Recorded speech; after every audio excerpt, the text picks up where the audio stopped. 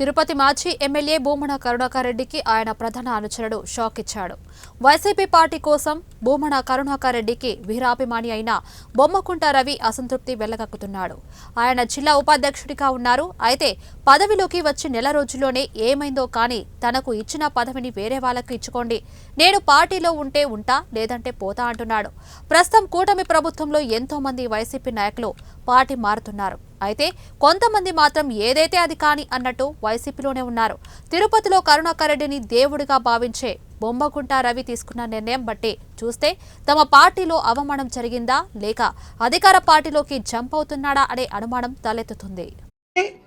5 గంటలకే నిద్ర లేచిన కరుణాకర్ రెడ్డి వాళ్ళ కొడుకు ఈ ఊరికి ఏం చేయాలి, ఏం పట్టాలి, ఈ ఊరు ఎలా ఉండాలని వాళ్ళు చూసుకుంటారు. కోడిబొచ్చని అసలు కోడిబొచ్చు వ్యవహారమే ఎందుకు వచ్చిందో నాకైతే తెలియదు. ఆయన పవన్ కళ్యాణ్ ఆయనకి అది రాజిస్తూ ఉంటారు, స్లిప్పు కోడిబొచ్చు అంటూ ఉంటారు. అందరూ భూస్థాపితం అయిపోతారంట. ఈయన చంద్రబాబు నాయుడు పవన్ కళ్యాణ్ మాత్రమే మేకులు కొట్టుకొని ఏడే ఉంటారు కలియుగంలో. అన్నోళ్ళకి ఏమి మరణం లేదు. ఈ అన్నోళ్ళకి ఇది అన్నమాట, ఎప్పటికీ ఉంటారు వీళ్ళు.